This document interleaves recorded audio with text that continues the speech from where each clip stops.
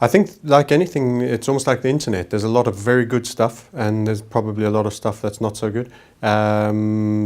Broadly, I encourage reading, though, immensely. I find it very, very insightful. And I encourage reading with a pen in your hand as well. In other words, turn them into books of study, underline things, hash them, and reread them. It's not a novel. You're not just going on a journey and being told a story and that's it.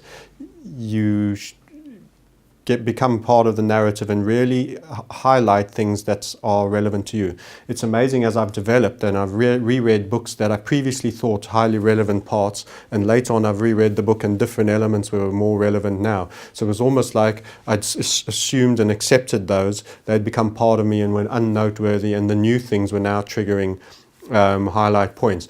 So read, but read with a pen and scribble in it. And then if there's anything really interesting, type it up and capture it on a Word document that really grabbed you as an experience that sort of sealed you and your thought around it. So journalizing, blogging. So I run a blog. I actually run a virtual private network for all my students as well. I find the whole aspect of teaching what I seek to learn very, very useful. Those of you that don't seek to be teachers or still early in your learning, capture your notes as if you are a student. Blog, leave a trail. It's like Hansel and Gretel. Drop your crumbs all the way along. You can find your way back, and many times you will have to step back to go forward again. So certainly do all those things. Measure. You can't improve that which you don't measure. You know, I tell the story about Fat Phil, who was a chap who didn't want to change his diet and didn't want to exercise, but he wanted to lose weight. You would have thought that he had nowhere to go with those set of rules. I don't want to specifically change how I eat. I like how I eat. I don't want to. And he was an IT guy, and you know, he just set up he's got a spreadsheet with his eventual objective and where he was there. And he said, I'm going to have a very moderated, I don't want anything extreme, I'm not, you know, but I do want to do this. And all he did, he had an overperformance band and an underperformance band as well that tracked him. So he almost had like a Bollinger Band to his goal weight. He said, anytime I'm overperforming, I'm going to specifically binge.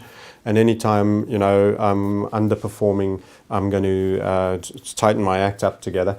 And all he did was drink a pint of water every morning and had a really forensically good scale. And after he'd had a pee, after a pint of water, he would measure himself at the exact same time every morning, and he plotted those graphs.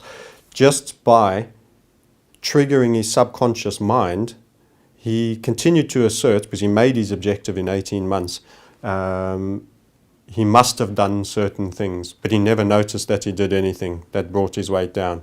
But the fact that he was concentrating so detailed fashion and was weighing himself every morning and was drinking his pint of water and having his pee and taking his measurement at the same time every day was notifying the rest of his system, particularly your subconscious mind, that this is something that you've determined to measure.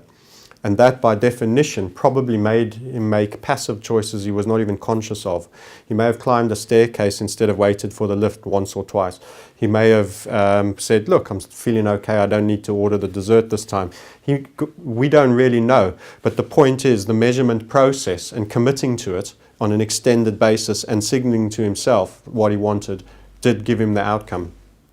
So I think that's quite an incredible story. So you've got to measure something you want to improve, because how else can you know if it's improved? And it's not just about, yeah, but the P&L, if it's a good big number in there is enough.